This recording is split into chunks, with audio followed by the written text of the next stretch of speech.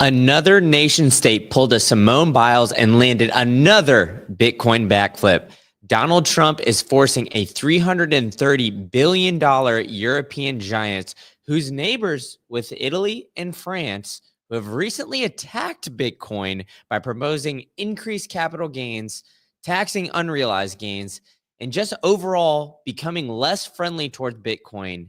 But this giant is going in an opposite direction, not necessarily doing what the US is doing and building a strategic reserve, but the Czech Republic is taking a turn in the opposite direction, where initially they were very against Bitcoin and now they are flipping the script, doing the backflip. And I think it's all because of what has gone on in the United States in the past 4 or 5 weeks. Just think of all the nation states that have flipped the script or started to talk about Bitcoin since Donald Trump has been elected in the past 4 to 5 weeks. I mean, we've had countless. We've had Brazil, Canada, Morocco, the list, China, the list goes on and on. Even Russia is proposing another strategic reserve. But this one is a little bit different. Not quite the strategic reserve, but making it more of a tax haven for Bitcoin hodlers.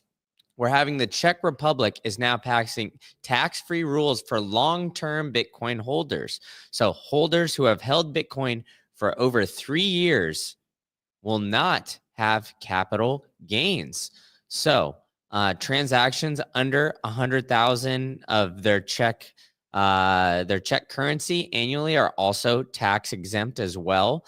So that is good for small businesses now to accept Bitcoin as payment. So without capital gains and for over 3 years and for smaller purchases, Bitcoin can now be used in the Czech Republic, where you don't have to worry about the potential tax implications. And this new law aligns with the EU's upcoming MiCA regulations. But I do think it's interesting. We lined out in an earlier live stream about how the Italy and the France attacks on Bitcoin could be a sign of the development of the European Union's digital euro becoming a CBDC. This, on the other hand, flips the script. The Czech Republic getting into Bitcoin and going the opposite direction when it comes to taxes looks like it is very, very bullish. And so this law has already been passed through the Czech parliament on December 6th and will go into effect at the start of the new year. So we can see a lot of long-term Bitcoin hodlers start to move towards the Czech Republic. And, it looks like the prime minister has said that Czech residents would not have to report crypto transactions of under 4,200 per year or pay taxes to those digital assets. So I think that this will be a big movement. We can probably potentially see more and more Bitcoin hodlers fleeing to the Czech Republic.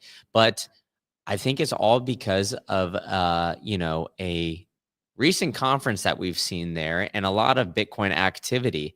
We've had Bitcoin Prague in the Czech Republic for multiple years, and it seems like a lot of Bitcoiners have been going to visit the Czech Republic. But just how big, and we'll get into why that's important here in a second, but just how big is the Czech Republic? The annual GDP of the Czech Republic is 290.5 billion, and it's growing just a measly 2.46. So it hasn't been growing that drastically. And it looks like it's going to continue to grow here pretty drastically, or at least with some of the projections here. It's made up of 37% of the industry, big service sector, small agricultural sector. But their main industries look to include high-tech engineering, which would be aligned with a lot of the Bitcoin industry as well. So I think that this is big, not only for the size of the Czech Republic, but its largest trading partner is also Germany, which means that there's a good good collection right there in Central Europe. And let's look at the population. This now gives over 10 million people access to Bitcoin, where if they hold that transaction, now those 10 million people might not need to pay any capital gains tax if they hold this for over 3 years. And that's absolutely huge. So Why do I think this is happening? Well, I lined it out here, right? I mean, it's Bitcoin Prague. We've had this conference now for multiple years in Prague in the Czech Republic, and I think that it's very bullish because of one major Bitcoin bull that we've seen go there in this past year and make a big giant talk. And I think this Bitcoin bull has also been orange pilling other countries. I mean, we lined it out with Brazil as well, and we'll dive into that more. But of course, the biggest Bitcoin bull that I'm talking about is Michael Saylor. He gave a great talk down in Prague this year from this past conference. And I think that Michael Saylor has been actively orange pilling governments and nation states around the globe. I know Samson Mao and Jam3, they're very actively doing this as well. But it seems like everywhere that Michael Saylor ends up, for some reason, these nation states make a turn on Bitcoin, whether it's, getting more tax friendly, building a strategic reserve, or so on and so forth. So, as Knox Bill is put in here, I think everybody's getting on that Bitcoin wave and riding it here. It started with Trump, and now it's going with Saylor potentially orange pilling too, as we're seeing more and more, nation states get onto a Bitcoin standard.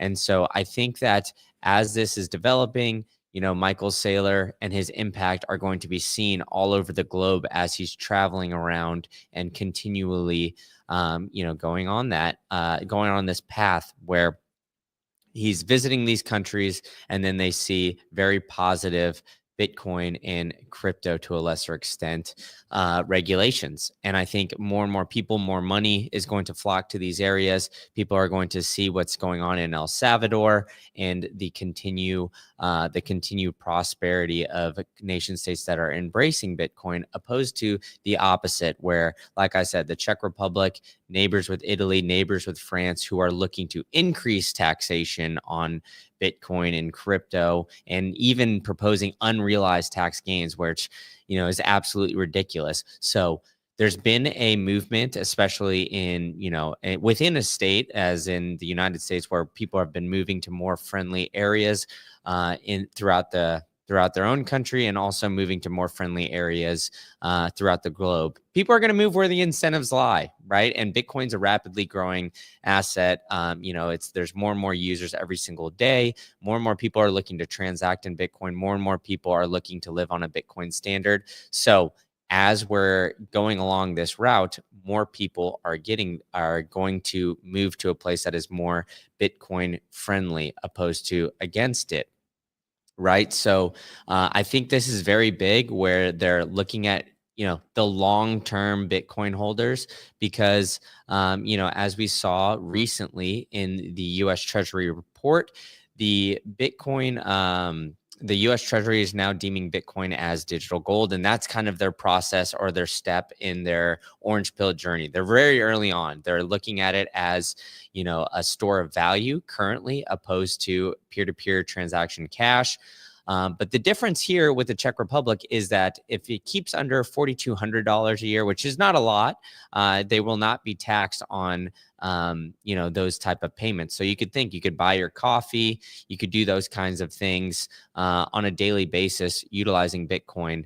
So this giant that I am referring to is the Czech Republic, where this is, this is a big deal, where a lot of people are starting to be more friendly to Bitcoin. So I think, those, as Jim Cascader in the chat is saying, those that want to live with a failed dumb ideology, and those that want to embrace innovation and human nature and thriving. I think that's going to resonate here with countries across the globe. I mean, we've seen, like I pointed out, France and Italy already tried to go against Bitcoin by proposing unrealized gains tax and higher taxation on Bitcoin. I just don't think that makes sense. I think more people are going to see that doesn't make sense, and more people are going to move away from that. So as this gets implemented here in January, I think more people are going to look at the Czech Republic as a potential place to join or to live. And I think that's a big part as to what we've been seeing with Bitcoin Prague. There's been a lot of Bitcoiners that have flocked there for vacation and other reasons, just to go and visit. And this conference has brought in a lot of people to see the benefits of there too. So, for better or for worse, we've had CZ, the Binance founder, say what you want about him, but he is predicting that multiple nation states are going to use Bitcoin as a strategic reserve in the future. And I don't disagree with him, at least on this point. I think that there's going to be a lot of people that are looking at Trump creating a Bitcoin strategic reserve, and they're starting to do a backflip on it. I mean, like I pointed out at the beginning, we've seen in the 4 to 5 weeks that Trump has been, officially elected for the next upcoming term as the U.S. president. We've seen Brazil, we've seen Morocco, we've seen China, Russia, Czech Republic, Canada. The list goes on of nation states that are now flipping the script on Bitcoin. And I think the two most impactful people during this next 4-year period are going to be Donald Trump and Michael Saylor. And the reason I bring up Michael Saylor is because not only was he speaking at Bitcoin Prague, but we've already seen kind of fruits of his labor come when he went down to Brazil earlier this year, where we've seen Brazil now introduce a bill for the nation to use it as a Bitcoin as a strategic reserve.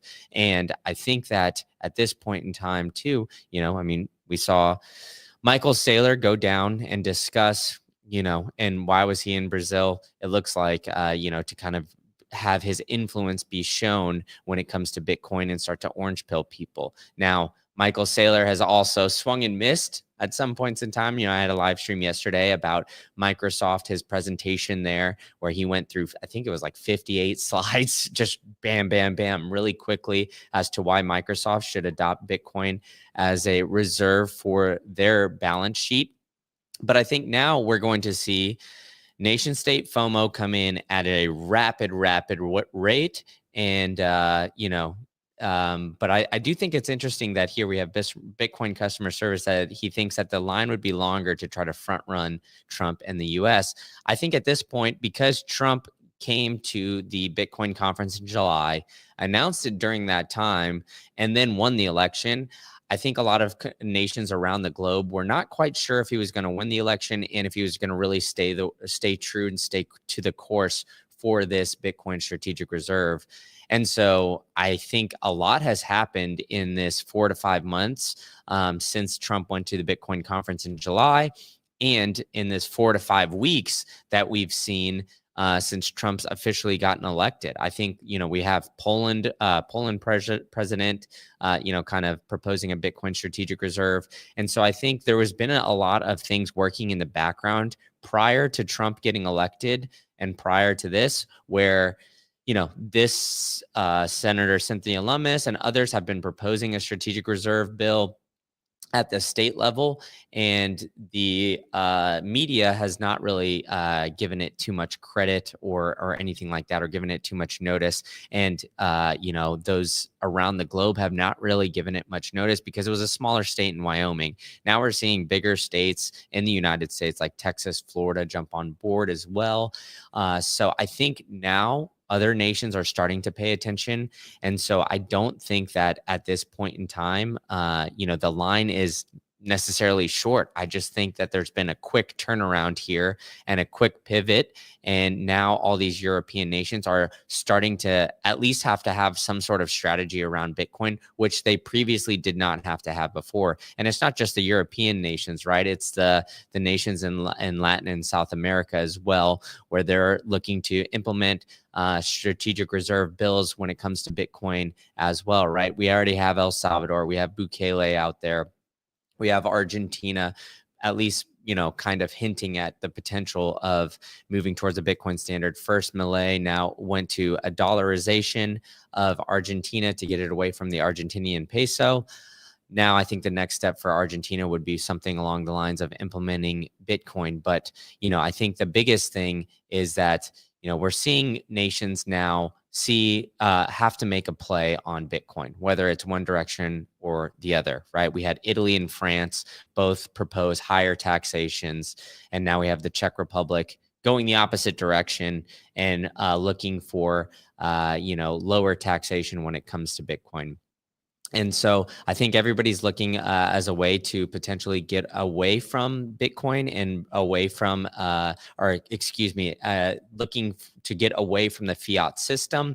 And I think a big part of that is, a lot of things that we see here in the US that kind of highlight the negatives of a potential fiat system. One of those big things, we've all seen it in the news, is healthcare. The healthcare system has been absolutely, robbing people blind at this point, and it has continued to do that. So I've partnered with a great company called Crowd Health, where they've got a great community where you can join, and you can join now for $99 a month for the first 3 months to now join this Crowd Health service, where it is they'll help you find awesome doctors, negotiate bills, and fund those bills through your peer-to-peer funding platform for way less than currently. And the fiat system that we're in is always encouraging these healthcare systems to absolutely gouge you.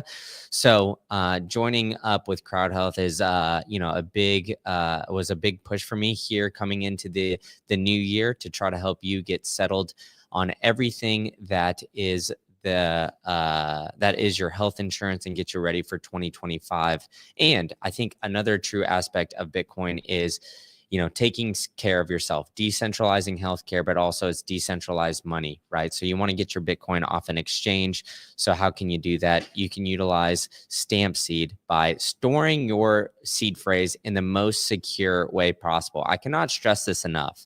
You don't want to have your seed phrase and store your generational wealth on a piece of paper. You want to have it on something like a stamp seed punch plate, where if it rains and you have it in your backpack gets wet, you have it on metal. If, for some reason, unfortunate reason, your house catches on fire, you lose everything, but you don't lose your generational wealth when it comes to Bitcoin. So look at, potentially getting a 100K milestone plate. It's great stocking stuffer. There's a lot of great gifts you can get for your favorite Bitcoiner here as well.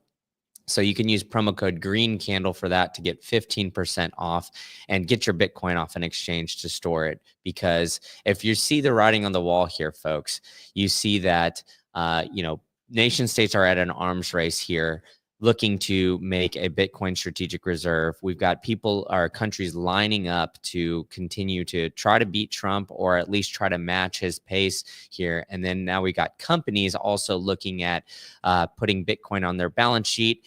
And lastly, we'll have traditional finance. We have the ETFs as well. So BlackRock lining up and buying billions and billions of dollars. Soon nation states are going to be buying billions and billions of dollars worth of Bitcoin here soon. So buckle up, folks, because I think we're in for a wild ride here this 2025 season.